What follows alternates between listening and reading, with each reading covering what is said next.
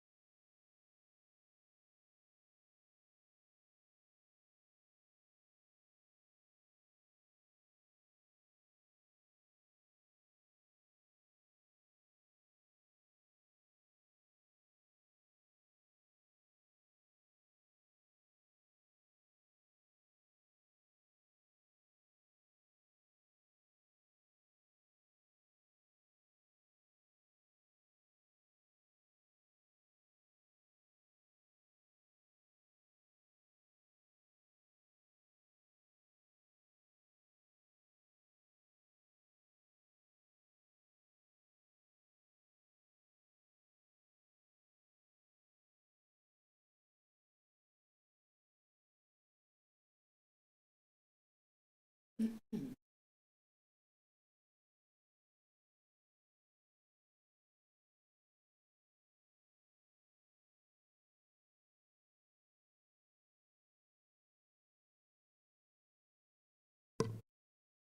right, is everyone ready upstairs?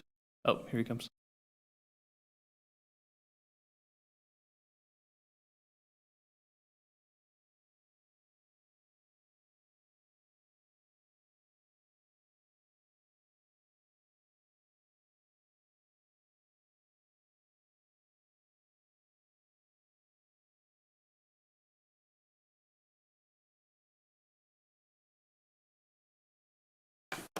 All right, welcome. Let's call to order the meeting of the West Sacramento Planning Commission, March 21st, 2024. We'll start off with the Pledge of Allegiance led by Commissioner Squires.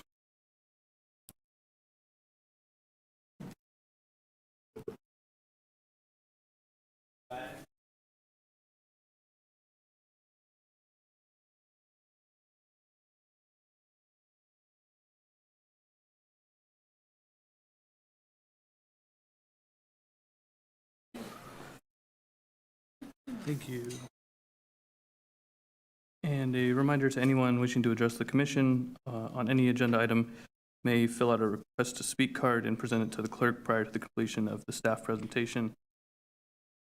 Items in the consent agenda will be considered in one motion, and the request to speak card should be turned in prior to the first item on consent. All right, moving on to the general administration function, part one. Presentations by the public on matters not on the agenda within the jurisdiction of the commission. Do we have any requests to comment? Yes, we have two. Are those on item 1A? They're on item 4. Okay. Okay, so no comments on item Item on 1. one. No, not on number 1, no. All right, then moving on to item 2, correspondence and staff communication from the Planning Commission Secretary.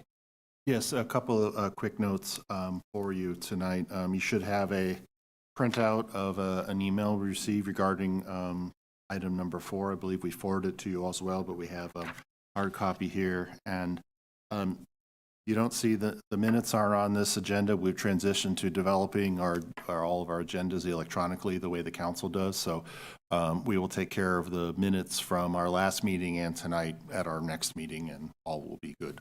That's why they're not there. And that concludes staff communications at this time. All right, thank you. And number 3, disclosure of ex parte communications. Any of the commissioners? Okay, thank you. Moving on to our regular agenda. Item number 4 is a public workshop regarding the proposed conditional use permit and design review project located at 1990 Lake Washington Boulevard.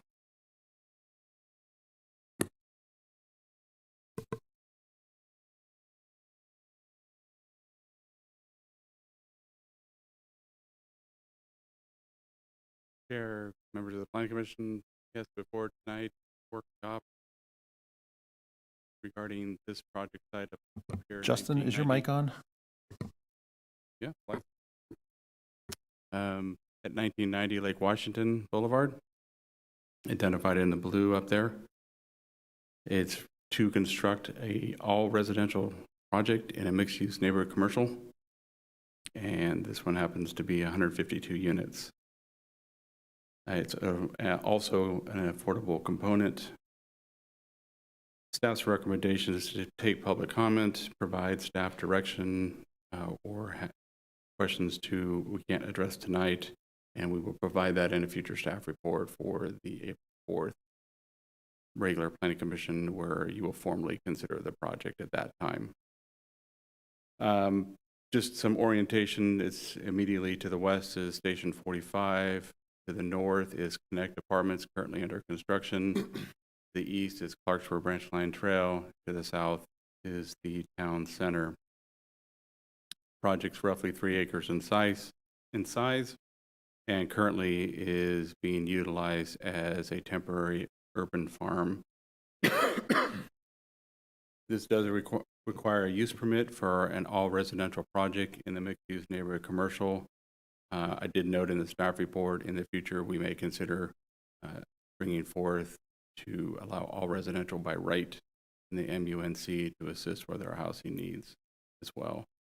The background, again, it's all mixed use.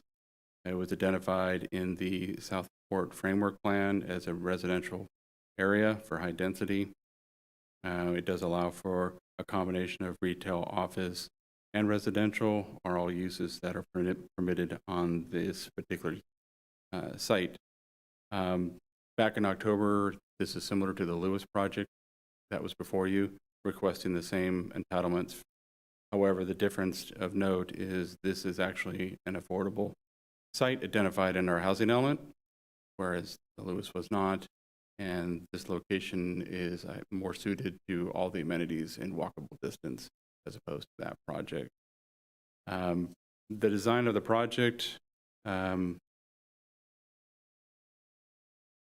is oriented in two kind of L-shaped buildings, off-centered, so the massing doesn't really project itself on the street elevation. It's much more blended in. There's a courtyard for some recreation internally. In front, there are some additional recreational opportunities.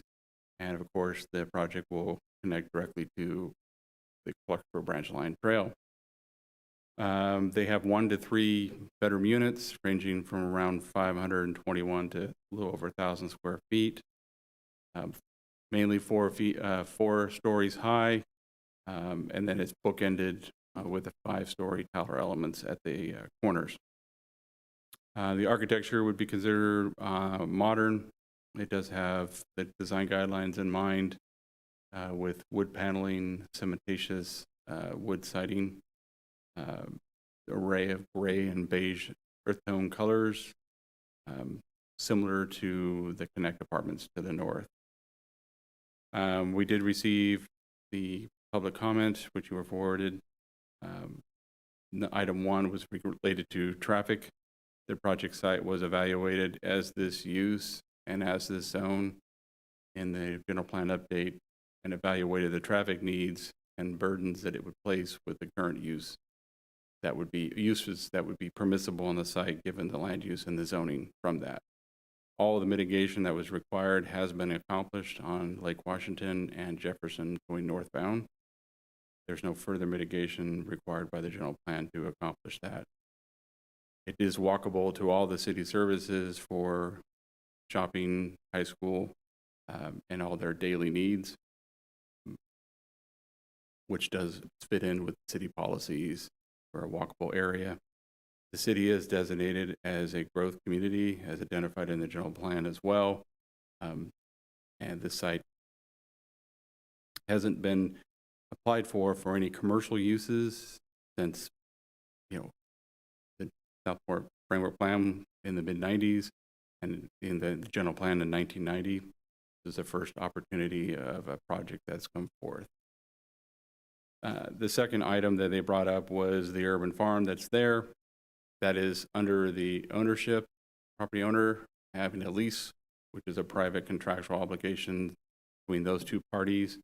It is a city initiative we started in mid-2015, 2018 for an interim use for properties in the town that property owners could utilize it for something and offers some safety and security having people on site rather than just vacant land. The property ownership and the applicant were informed it was Centers for Land-Based Learning, and them as well as the city could assist finding other locations for them to continue.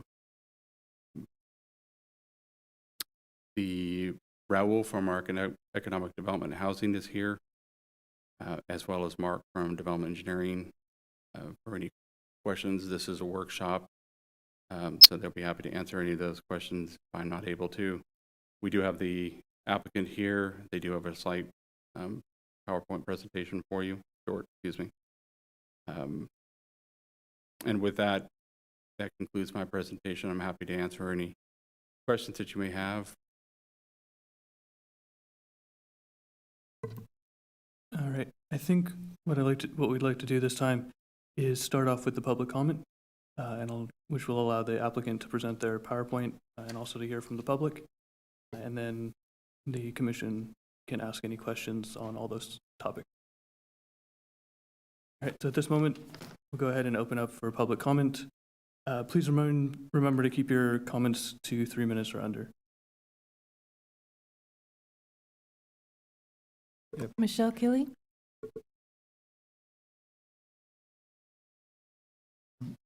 Chair Delgado, ordinarily we would have the applicant provide their presentation at this time. It's entirely up to you. And we would typically allot them a little bit more time to be able to make their presentation. But it's entirely up to you in terms of which order you would prefer to receive public comment. All right. In that case, may we hear from the applicant, please?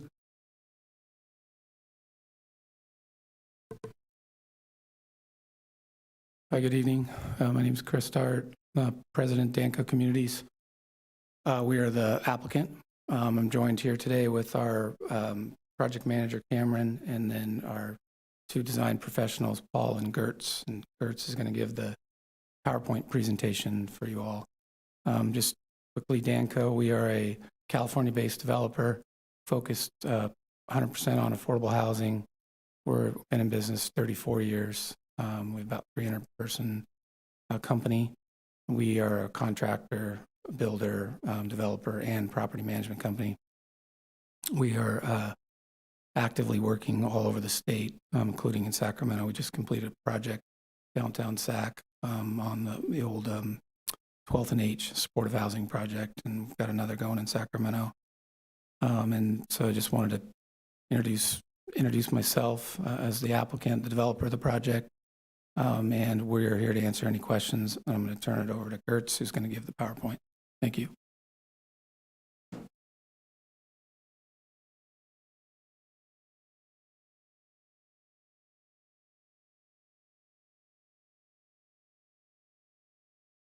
Is it?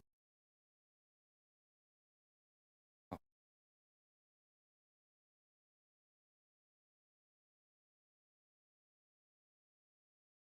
This one?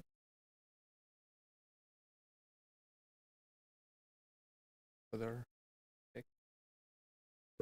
I can also move it if need be. Do you have the other? There should be another PDF file. This was the only PDF file I was given. Did you email it to me? We emailed it.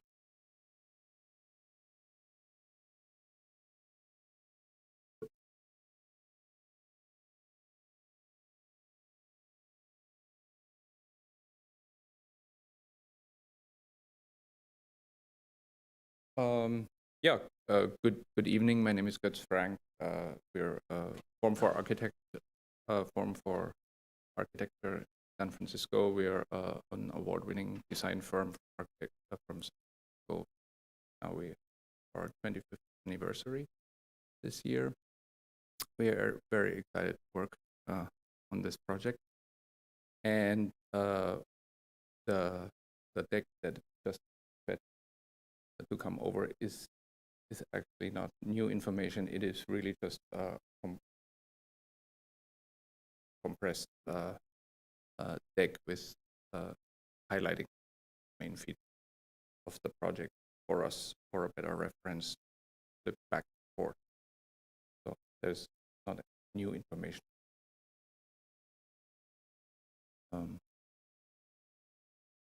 Better reference for.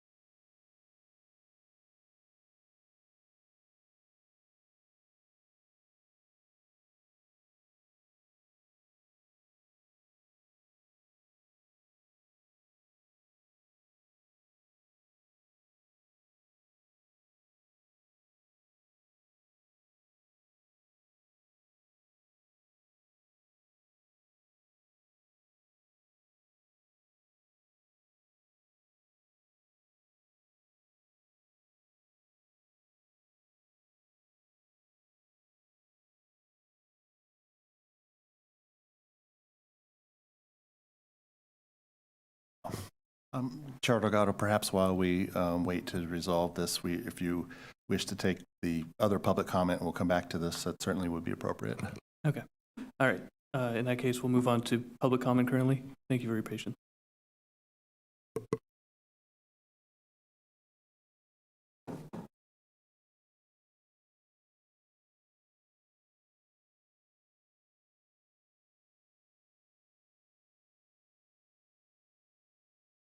Hello, good afternoon, Planning Commissioners. My name is Michelle Kelly.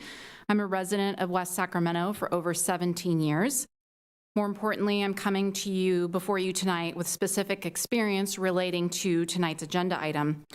I previously served as a former policy director for the city of Sacramento, where I specifically served the area of North Natomas. During my time in this position, I witnessed firsthand the effects of 100% low-income complexes. Many decades ago, the city of Sacramento was one of the very first to adopt a low-income inclusionary housing ordinance. Unfortunately, one of the unintended consequences was that in an effort to maximize economies of scale and meet low-income requirements, developers concentrated all of their low-income units within single apartment complexes. By 2010, there were well over 10,000 low-income units within a 1-mile radius in North Natomas. The city of Sacramento figured it out by 2015. I, in fact, worked on the beginnings of that policy change before I left that position. In their revision, the city of Sacramento made many changes, but notably they required that the housing element via the housing element, the mixed income ordinance receive regular analysis, but most importantly and relevant to tonight's discussion, in section H-4.3, it states the city shall promote mixed income neighborhoods with an equitable distribution of housing types.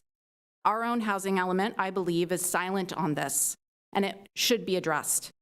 I recognize that this discussion cannot be had without an acknowledgement of the housing crisis in California.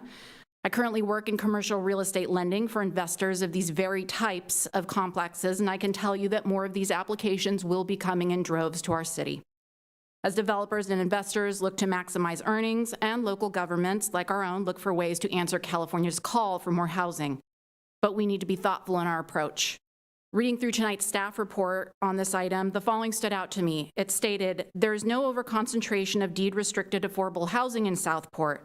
On the contrary, there is a need for additional affordable housing in Southport and to comply with the state-certified housing element and the city's inclusionary housing ordinance. I want to be clear that at issue is not an argument against affordable housing.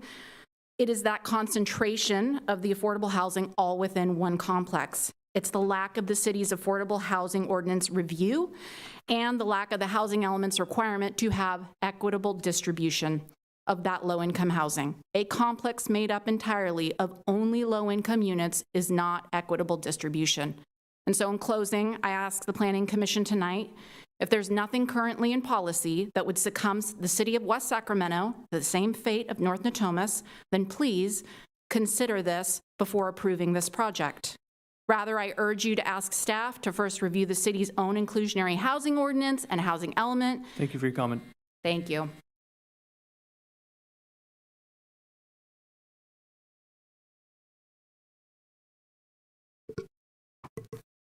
Oscar Mazariegos.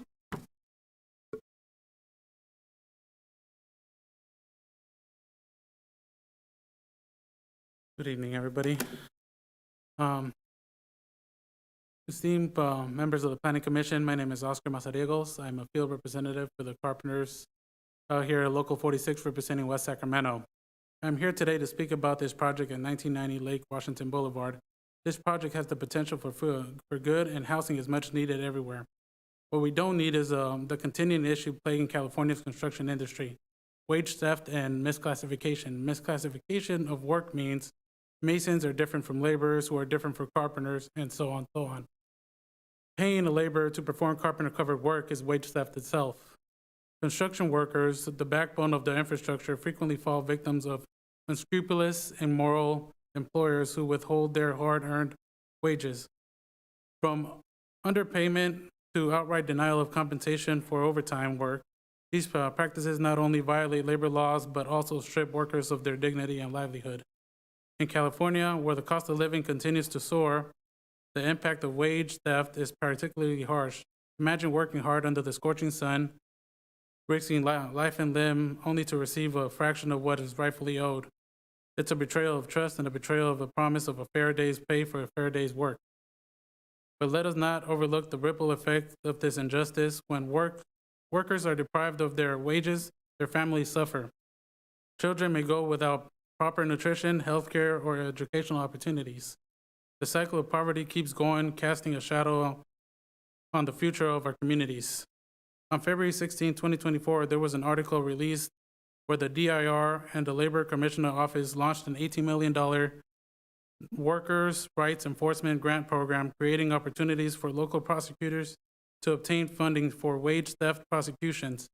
I share this just to let you know how serious of a matter this is.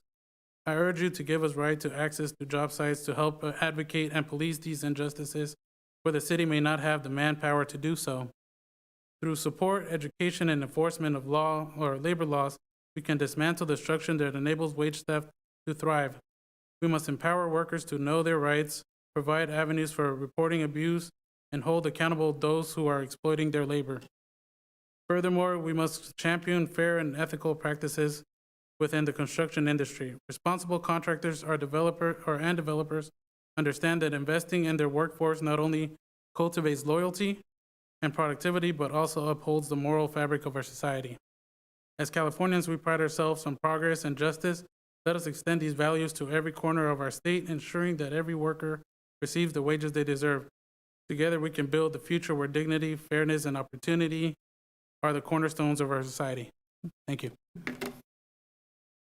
Thank you for your comment. All right, and do we have the presentation from the applicant prepared? Yes, it's in PDF form, but it's prepared.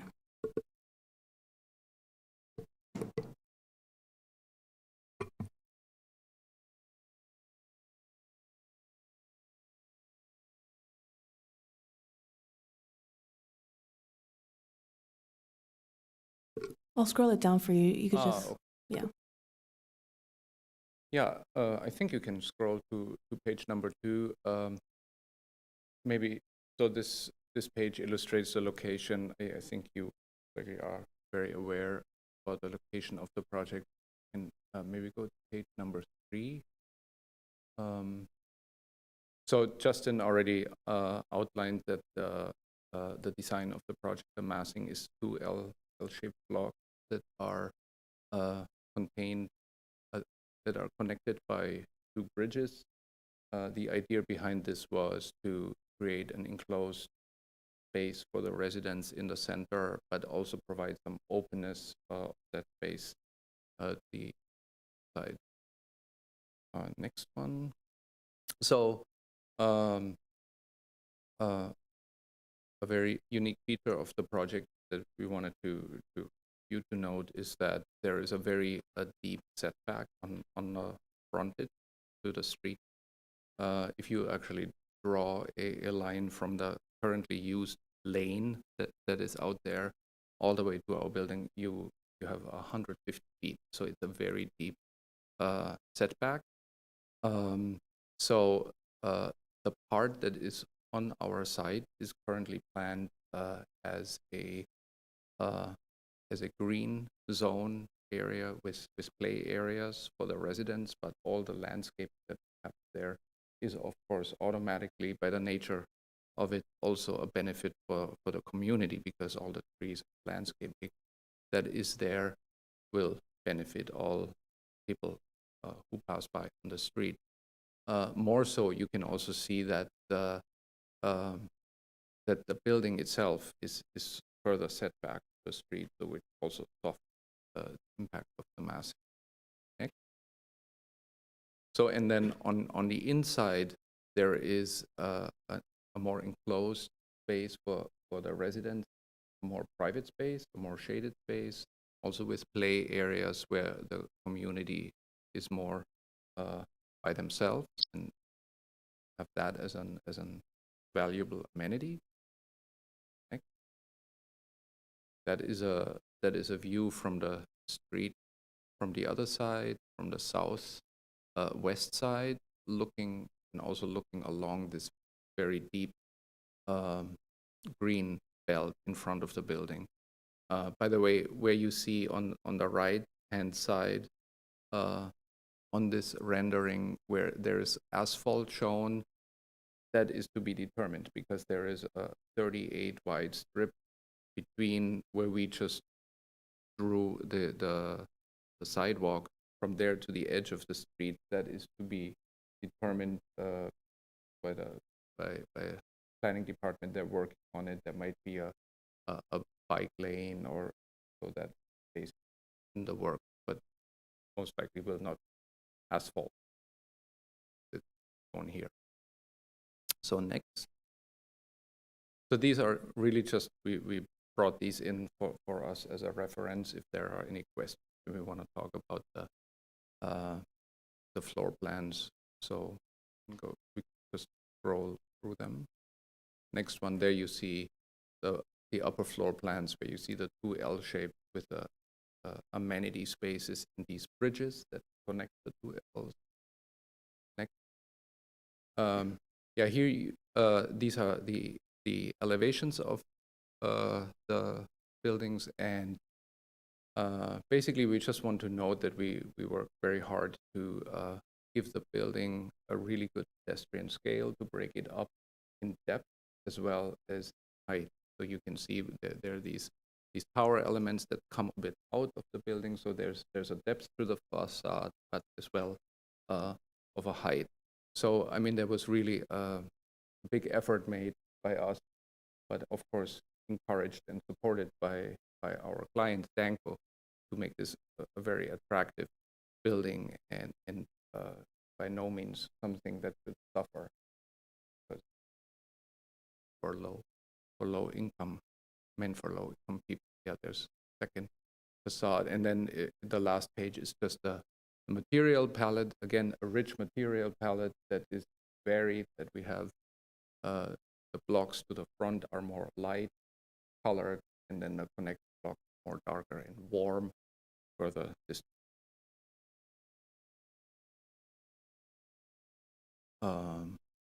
Yeah, I think that we are here. Questions?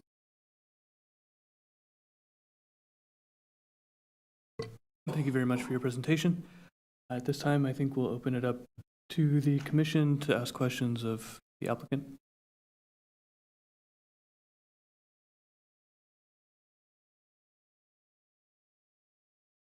Commissioner Squires? I have a question for Justin.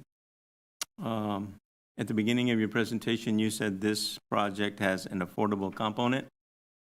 The entire thing is affordable, is that not right? That is correct. Okay. Thank you.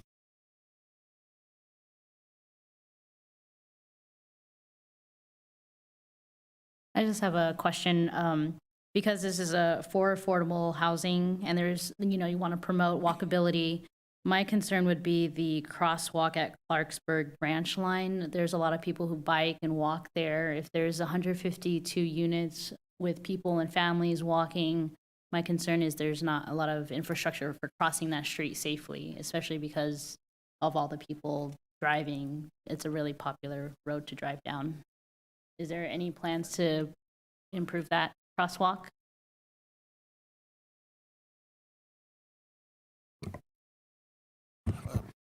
I'm not aware of anything specific in the works for that crossing. It originally didn't even have the flashing, arms that are there. But this project here, in this particular location, we actually believe will facilitate more crossings at that location and to have it be much more active and have drivers be much more engaged in terms of the level of activity that we'll have on the Clarksburg Trail. Especially once we pave it further south. We have a project in the works right now to pave it all the way down to Clarksburg. So, and connect into as part of the Great Delta Trail. So, I'm sympathetic to your statement. I think that was Commissioner Wong.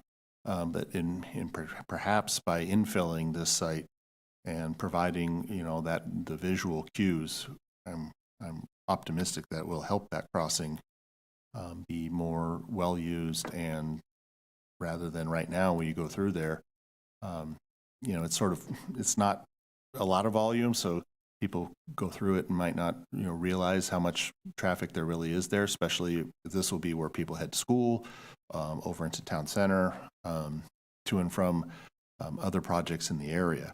So we will look at that particular crossing, but it is bigger than this project as well.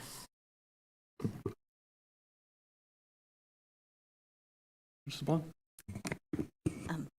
So David, related to that, the Clarksburg Trail extension south, just thinking of commuting into Sacramento by bike, is there any plans to extend the bike path so that it's easier to get from that location downtown, like a bike protected lane? Yeah, there is some plans in the works, and we do have a grant proposal in to where we can utilize some of the space along adjacent to the railroad corridor to provide a lot better connection, because right now that sort of trail is goes from there to there, but not. So it's a start, but there are plans in the works to be able to extend it both north and south. Although I will expect it to go south first in terms of paving, because right now I think the paving stops kind of behind the high school. I'm trying to remember, the Stone Lock plan, does that tie it into the river trail?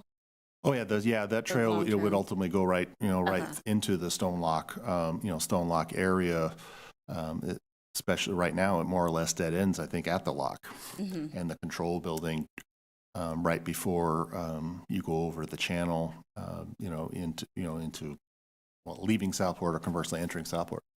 So that's absolutely will tie in ultimately, but that's probably a long-term vision, for the Stone Lock redevelopment. But short term, there is some. Yes, yeah, our transportation people are working on that now. Okay, and then Broadway Bridge, what's that projection? Is that 2040? I couldn't give you a date on that. It's kind of been backburnered. It's just not a project that our partner, City of Sacramento, seems to be prioritizing right now. So if anyone tuned into the council meeting last night, we'll see how much we're prioritizing Enterprise. And the council just approved a very large design contract for Enterprise last night. So even though that's a big endeavor, it's great to get started on it because, we need that to help implement general plan. And then just one last thing on transportation. So is there going to be an additional transportation analysis? Justin said it was covered by the general plan EIR. Yeah, that's correct. We've set the general plan up to provide for this type of streamlining on the backside of it. Council just adopted the most latest version of the general plan just this January. And so this is part of the puzzle. There are 7,000 to 8,000 units yet to go in Southport alone. So this is a pretty small piece of that larger puzzle. The timing of all of those units is wholly market dependent, and there's certainly nothing imminent in terms of large numbers of units starting to prop up overnight.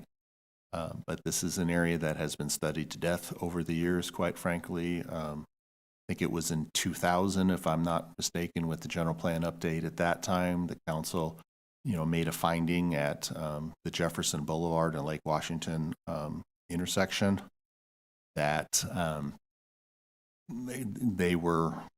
it is what it is in that regard, for lack of a better term, because it's been studied to death over the years. This is going back as far as when the bridge at the east end of Lake Washington was still a thing. That's been gone since I think either 2010 or 2000 general plan update, I forget. Another project where it takes partners, and that's long gone. So we will not be doing a successive traffic analysis on the project. Thank you.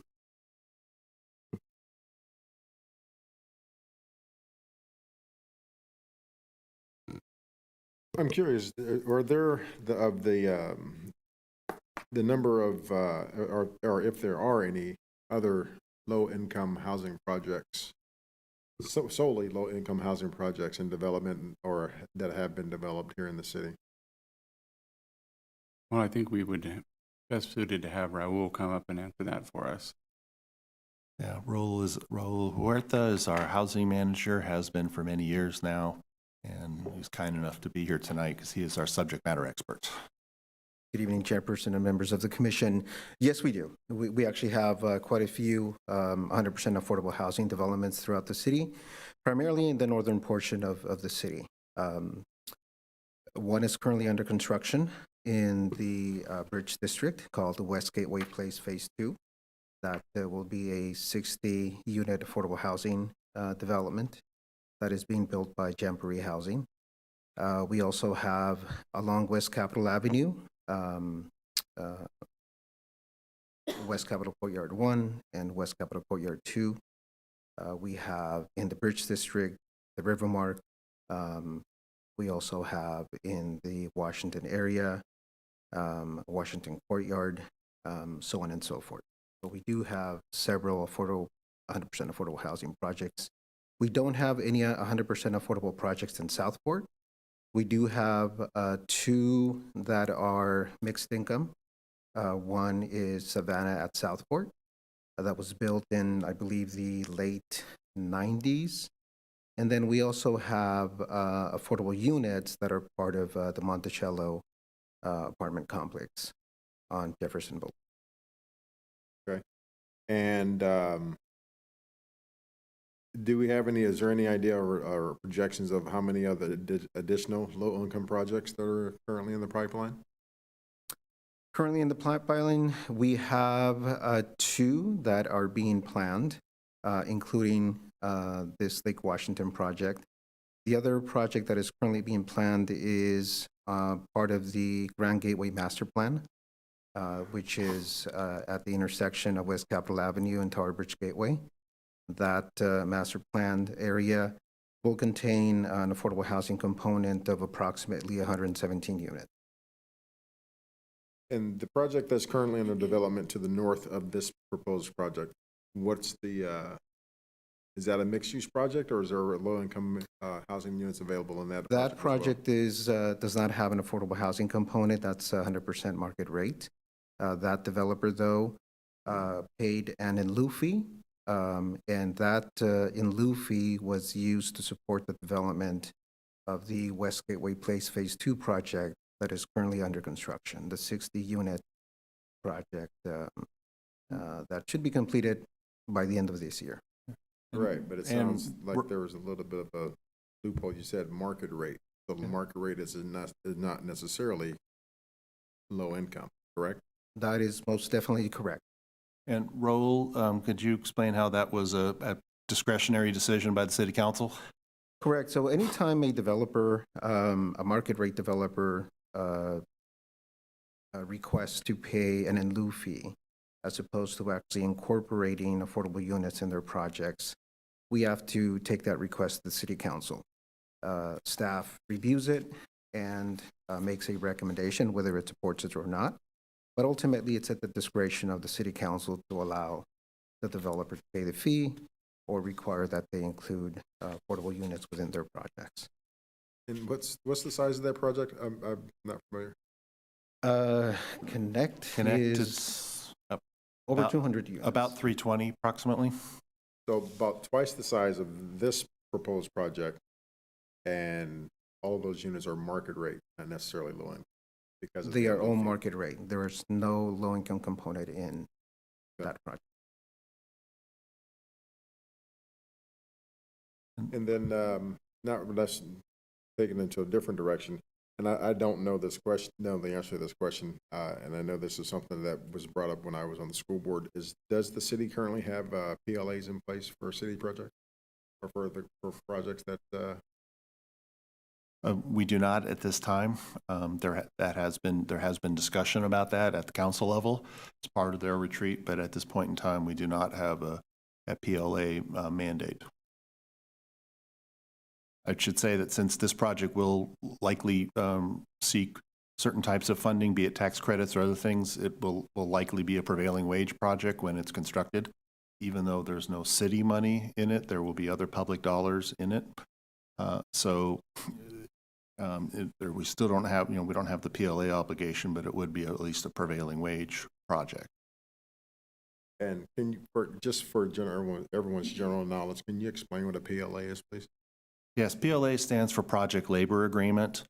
That is for projects that would be constructed utilizing union contractors. I'm by no means an authority on them, but then they are done in many places, and you typically on large projects, not every run-of-the-mill project. And we may or may not ultimately go that way in West Sacramento, but that's solely a policy call at the city council level for their consideration. Yeah, because my understanding of those is that the goal is to make sure that the workers that are working on the projects are that there are some concentrations that come from the community that the project is being developed in, and also that they're provided a fair, like I think as you said, a fair market rate, wage, things like that. Is that correct? That is my understanding of them, broadly. I'd be hesitant to say much more about them. Yeah, me too. So. But they are out there, they are real, they do happen in our region. At least to date, we do not have such a mandate in West Sacramento. Okay, thank you. And then one last question this is probably more directed towards the developer. You saw that in your presentation there are a lot of exterior design plans. Do you guys, is there a plan to present the interior design plans for these units as well?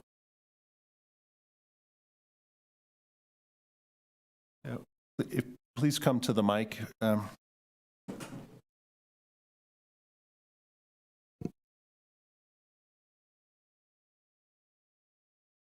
So in the PDF file that you should have in front of you, I believe in towards the end, we have unit plans. So at this stage of development in a project, typically what we have as information would be unit plans. So you should have them at the end of the. No. So we can roll through. Can you put it up, Diana?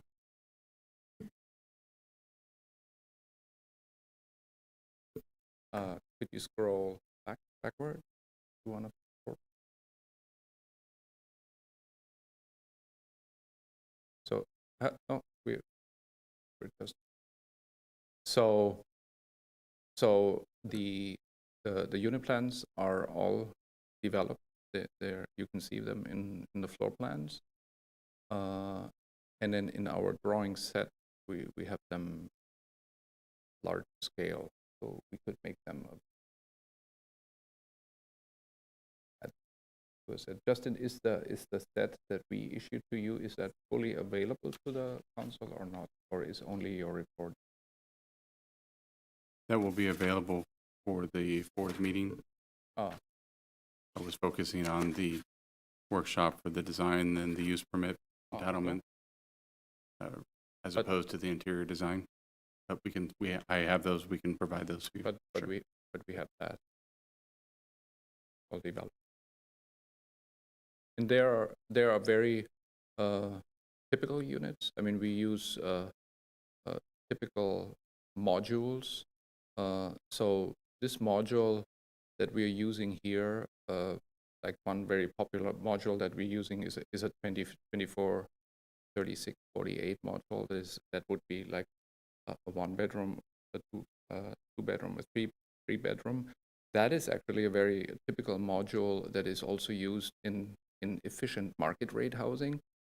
The way we treat that here is we make the unit less steep, and basically so that because they're smaller, they're low income, but these units have the same width as a very efficient market rate unit, which actually makes them really nice units because the width is really what gives the unit its quality, because that's where natural light and the width that opens up to the outside. So they're very efficient plans, but pretty nice unit. So you'll have available.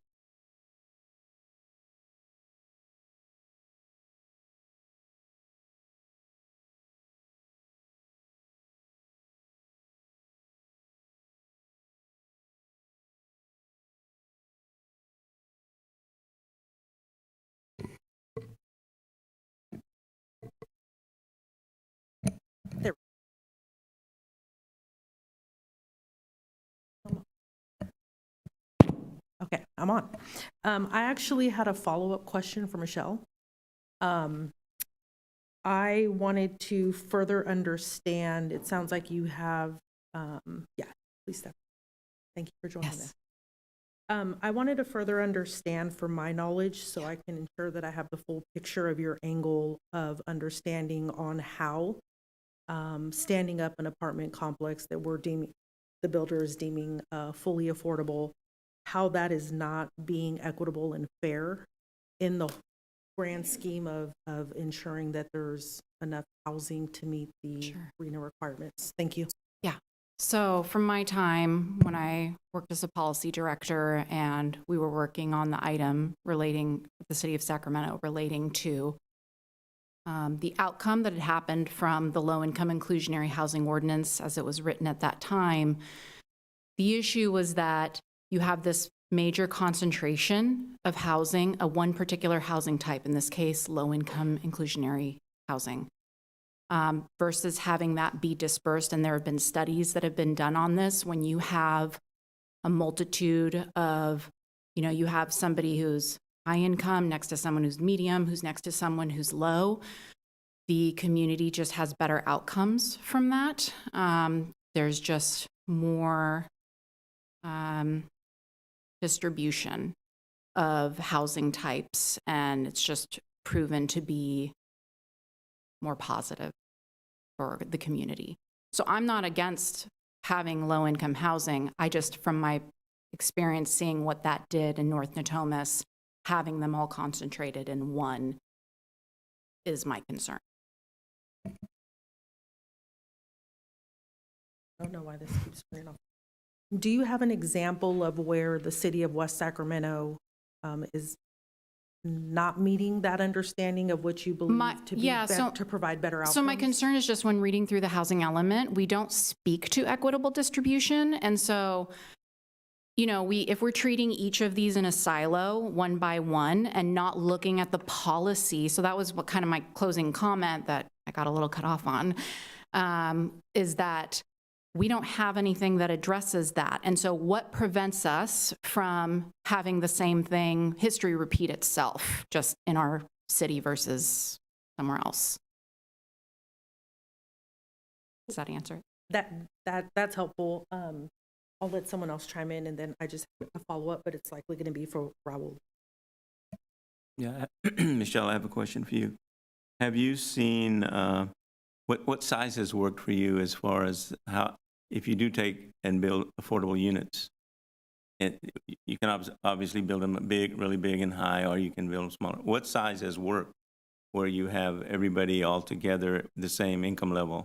Are you speaking to the actual size of the unit itself? No, or the number of units. Like this is 152 units. Yeah, so generally, you know, I think the cities, and somebody can correct me, in low income generally calls for something like 10 to 15% of units to be at least low income.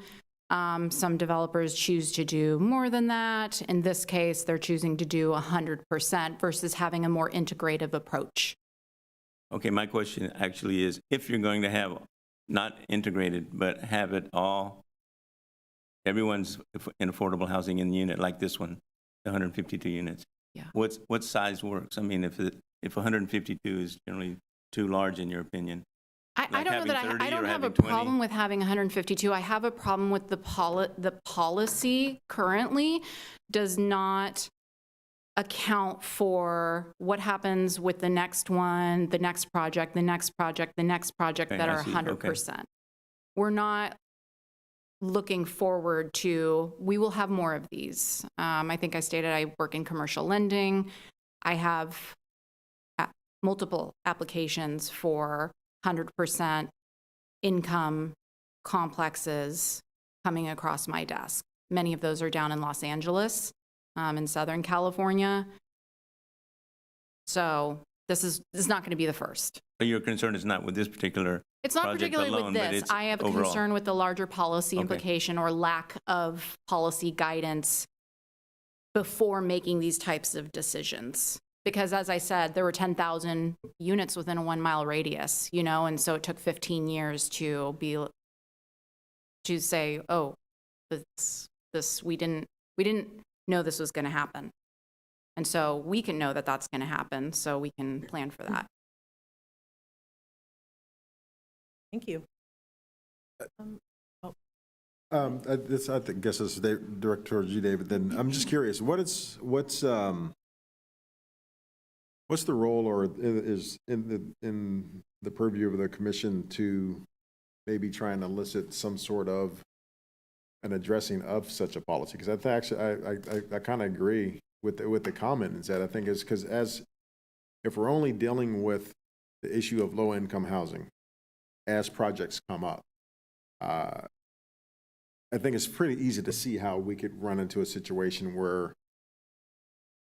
we can end up with an unintended housing project, for example, something that's located off of Broadway in Sacramento, that could potentially find its way developing here in West Sacramento, as opposed to having a policy already that's in place that kind of, not necessarily a mandate, but gives the guidelines of, hey, well, if you're going to be building 150 units, 30%, 25% needs to be low income. Like 'cause I know, like the ones, like the project to the north where they got the waiver, I forget what the thing was called, where they paid the fee to get out of that requirement. Well, that was a request that they made to the city council, and the city council granted that. They did not have to do so on that particular ring. Really what we're trying to avoid is really what has already, in some cases, happened in the north area, where there is a large concentration of affordable units sometimes across the street from each other.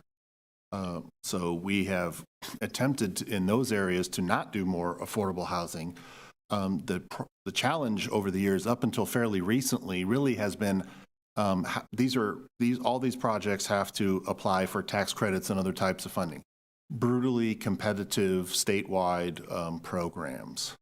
We have had projects here that didn't even right here on West Capitol Avenue, didn't even pass muster at times. And partially, and I'm going to ask Raul to help opine on this as well, partially why we haven't seen very much affordable housing go in Southport has been how those programs have been structured and how people score in those applications. Fortunately, now a lot of that has changed, and we're talking about, this is now considered to be a high resource area. Whereas in the past, when, Raul and I were doing a lot of these projects and we're going through these scoring where they ask you, like, how far away is it to medical? How far away is it to a library, et cetera, et cetera? Especially in the early 2000s, there was nothing of that in Southport, so projects would never even stand a chance. Some of that stuff has been changed more recently, no doubt related to the housing, challenges we have, statewide. And so it makes a project like this more competitive and possible to happen, in an area like Southport that is still developing and still doesn't have at least some of the amenities in the north area, such as, the farmer's market and the library and things like that that happen to be in the north area. But I do want to make it clear that the affordable aspect of this project is real, and that is certainly part of it. But whether it's affordable 100% or something short of that or all market rate is not germane to the Commission's consideration of this project. This is a 100% residential project, albeit affordable, but 100% residential, does not include a commercial component, so hence the use permit. And then design review is part of it as well, and then that is also not germane to whether or not the project is affordable, or not. But we don't want to hide the ball on that. That's part of the project. As the applicant stated, this is what they do. And many of these projects, and Raul, please start making your way up to the mic, the city has had, in some cases, put millions upon millions of dollars into projects to make them pencil and gain the affordability that we need. This is a project where the city is not putting in a nickel. They've been able to do all that, and Raul will tell you we have spent all of our housing trust fund. And so, Raul, can you give us an order of magnitude, for example, of what Connect paid and then how we've used that to leverage, say, West Gateway 2? Yeah, these affordable housing projects are, like any other housing development, are very expensive. Connect, I believe, paid just over $1.5 million in their Luffy because it is a very large project. That amount was used to leverage additional funding for that West Gateway Place project. It helped us leverage affordable housing tax credits. It helped us leverage AHSC funds, Affordable Housing Sustainable Communities funds. It helped us leverage additional home funding from the state as well. So we're always looking at ways to leverage the limited resources that we have. In terms of policy guidance and how we look at projects to limit any type of overconcentration, that's one of the first things that we look at when an affordable housing developer comes to us and requests to pay a fee. And I'm talking about market rate developers, right? Because it really only applies to market rate developers. If there is already an overconcentration of affordable housing within the area that a market rate developer is asking to pay a fee, staff is more than likely going to be supportive of allowing them to pay the fee or recommending that the city council allow them to pay the fee. If a market rate developer is recommending or requesting that they be allowed to pay a fee in an area where there is very little or no affordable housing, then we're not going to be supportive of that. And frankly, Southport is one of those areas where, as I just mentioned, is lacking affordable housing. We are fully supportive of this project because of that, because it also furthers a lot of our policies in our housing element, especially the policy of affirmatively furthering fair housing, right? That's a mandate from the Federal Department of Housing and Urban Development to try to do away with historically lacking opportunities for lower income individuals, for minorities in areas of high resource. This project, as David noted, is in a high resource area. The entirety of Southport is a high resource area. And we think that it's a perfect fit for the location. And it really comes down to, the developer, how the property is managed. We have many apartment complexes that are 100% affordable, that are very well managed. And it really comes down to that, how well they're managed, how well they're maintained, and how well they're monitored.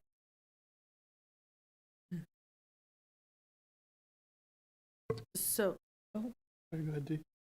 just one quick follow-up. Thank you. That was really helpful, and I'm glad you touched on the policy perspective. And I'll just add that while the equitable distribution from a term standpoint may not be explicitly written in the inclusionary component, it's not lost on the city, the council, and/or staff that that is a part of the decision-making process. Thank you. And that's really goes back probably 20 years now, where we had an affordable requirement on us when in the redevelopment project area, but the council at that time, from a policy standpoint, even though they didn't have to, they chose to take the inclusionary housing requirement citywide.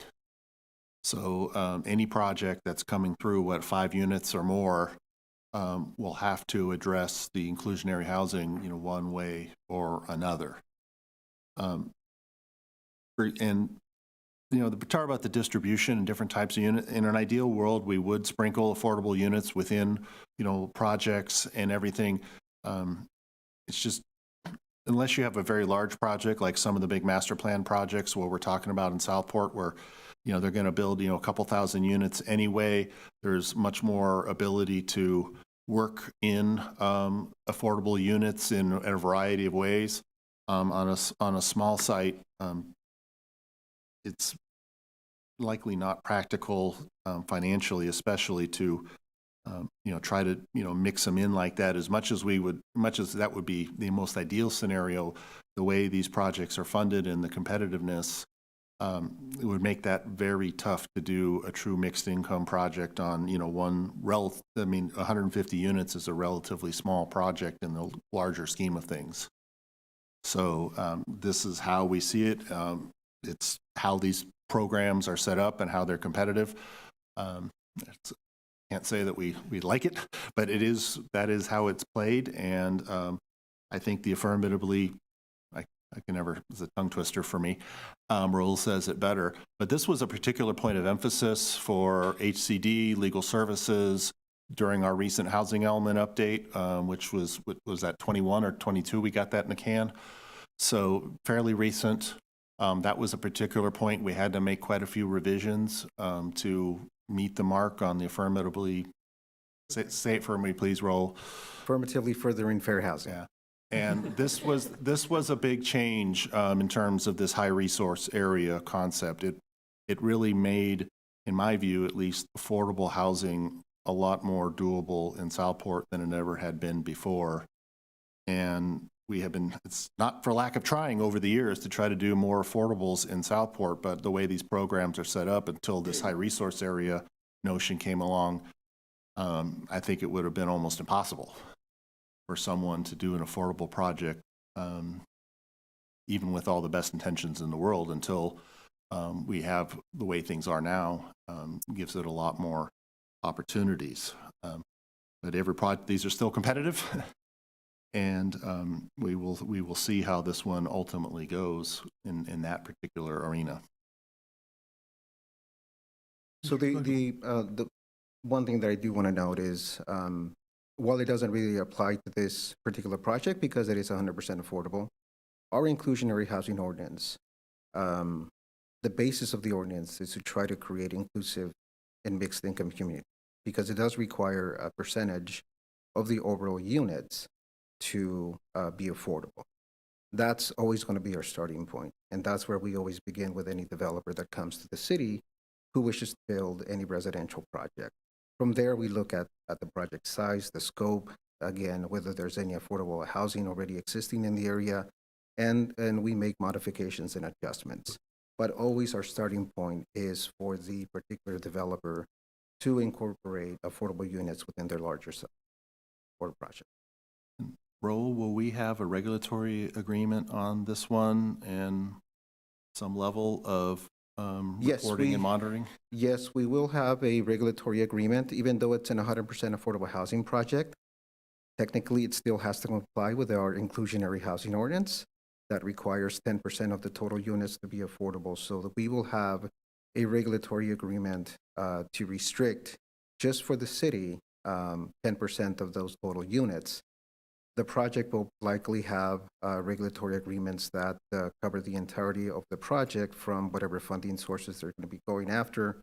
I believe that they're looking at low-income housing tax credits and perhaps Section 8 vouchers. But any other funding source will also have a regulatory component on the project and will be monitored by that. Okay, I have a question. When the developer builds the affordable housing, did they then manage, did they build it and then turn it over to a management company? Or will Danco? My understanding, managing it? and the developer is here, and I'm sure they can correct me if I'm wrong, but I believe that they own and manage their property. Okay, and they is don't my hand understanding. them off later? I don't believe that's the case, but No, they're shaking their heads, so I understand. And so another question is, then does the city ever look over their shoulder to see how the property is managed? And does the city have any leverage on the quality of the property managing? yes. As I mentioned earlier, we will have a regulatory agreement. Now, our regulatory agreement, because it's only for compliance of our inclusionary housing ordinance, will only cover 10% of their units. So that's what we will be looking at. Obviously, when we go out there to monitor, we will be looking at the entire site to make sure that it's being maintained, make sure that it's being run adequately. But again, we will not be the only ones doing that. Low-income housing tax credits will be doing that, and the other funding sources that they apply and our awarded funds will be doing the same. Okay.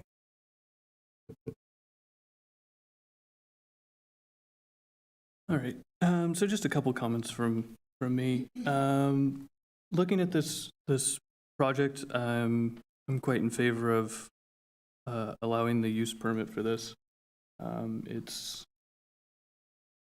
It's within walking distance of most services that people would need, of the schools, both elementary, high school, the community center, access to transit options, so not only personal vehicles, but bus lines, the branch trail as well. So I would consider this quite a development in terms of equitability for low-income housing within West Sacramento. I also would say that in this area at least, we don't have to worry about a sudden influx of affordable housing being stuck in one spot, because I'm looking at the zoning map here and just what's available to build is quite limited, as well as the places that have already been developed. So I don't think that's something that we need to necessarily be concerned with in the event of this property being developed. It may be something worth looking at in the future, but that's not what's before us today. So, yeah, just to bring it back and remind us that we are looking to allow a fully residential development within a mixed-use neighborhood commercial area, which, as you've heard at previous meetings, I'm very much in favor of mixed-use developments, but knowing that the town center is right across the street, I see why that wouldn't necessarily be an option here. So, are there any additional comments from the commission? I just, as usual, transportation and the flow in and out there. And it's not just this project, there's so many going in out there. Just right in that little spot now, there's going to be 450 units or so, and half of them will probably have cars. And the bridge isn't a talked about thing at this moment, or it's on the back burner. It just seems like there should be a lot of focus that direction as we're moving forward with making these decisions to put even more cars out there. I drive in and out of there all the time, and it's so different. I've been here all my life, and it clearly with moving forward, it's going to happen, but I think we need more focus over there. And then schools, we've talked about this before too, and I know that's not our thing, but affordable housing is families, so there's going to be even more children, a concern, I think. And then it has really nothing to do with the builders, but the one comment from Alexandria, Alexandria, is there anyone really actively looking to relocate the urban farm? Because it had become such a important thing. The Danco Properties and I had spoken. They reached out to the current operator at Centers for Land-Based Learning to find another location. We also offered through city staff to assist in any way we can. The contractual obligation from the city is not between the property owner and the operator of the farm. It is an interim use, always has been. It was started, like I said, around 2015, 2018. So there's plenty of other opportunities, locations in town to operate the farm, as we currently have some others already. I was just at a meeting today. The same organization, Center for Land, what is it? Center for Land Use? Center for Land-Based Learning. Center for Land-Based Learning. They will be opening a farm over behind the Chevron station on Jefferson, near the Lutheran Church.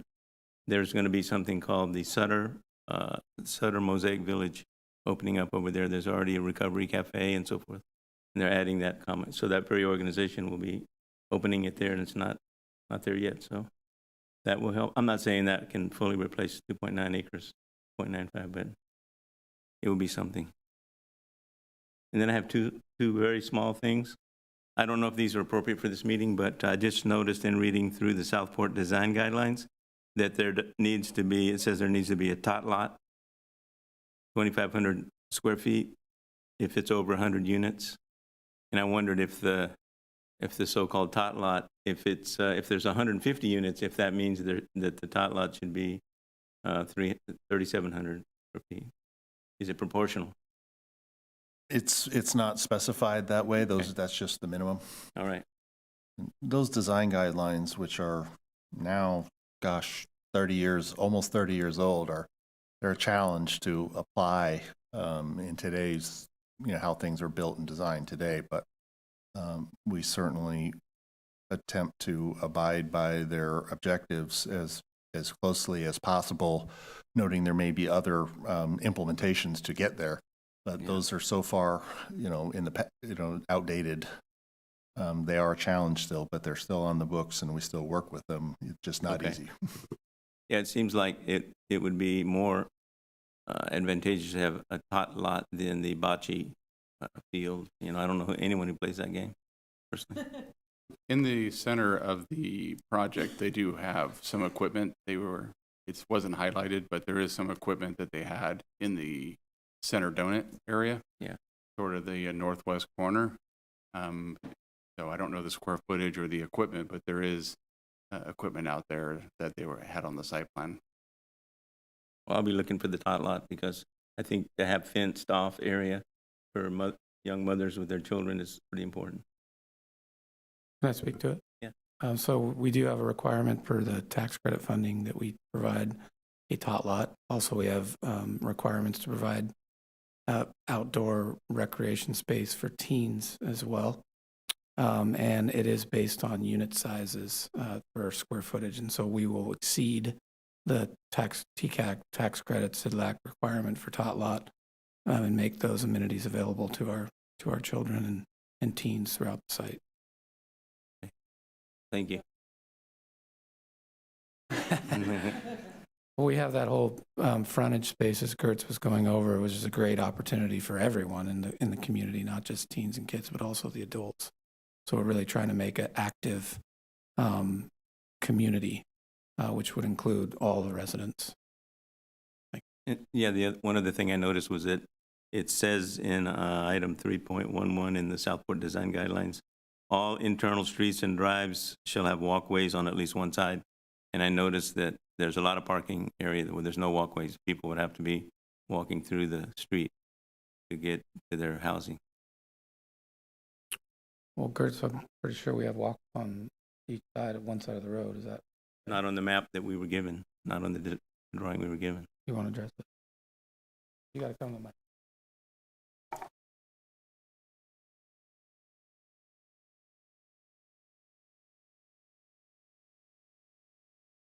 So we do have the opportunity to put in walks between the building and the parking.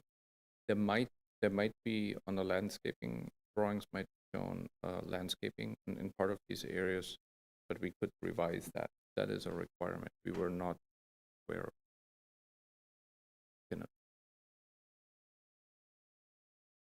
So you're saying there's a walkway required at least on one side? Right. It says that anywhere there's a driveway where there's parking, there needs to be a walkway at least on one side At least on one of side. that drive. And so you have that U-shaped drive that goes through. There should So be a we have a walkway U-shaped all walkway. along it. Yep. According to the guideline. That is something we'll work on and then have addressed when we come back for the formal hearing on the project.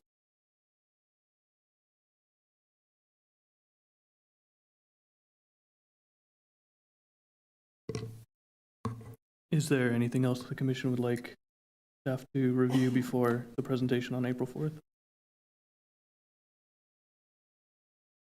Just a comment, echoing Tammy's concern about the schools. Thank you for adding this in here. The school district's latest information has an enrollment of 985 students at Stonegate.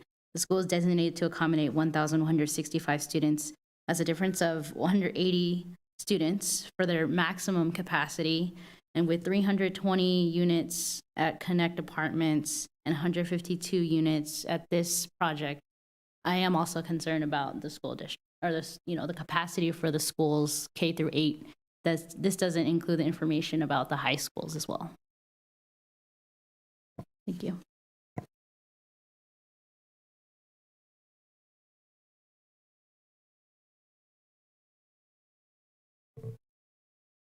We can provide some additional information relative to the high school for the hearing. I think I just want to comment that if this could be addressed, I'm not sure which department would be addressing the expansion or the infrastructure of our students who need education. I think it's just important to note.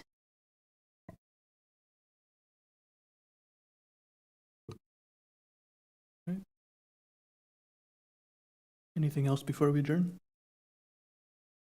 Okay. Thank you very much, everyone, for your time. Sounds like we'll be back here on April 4th. Yes, that's correct.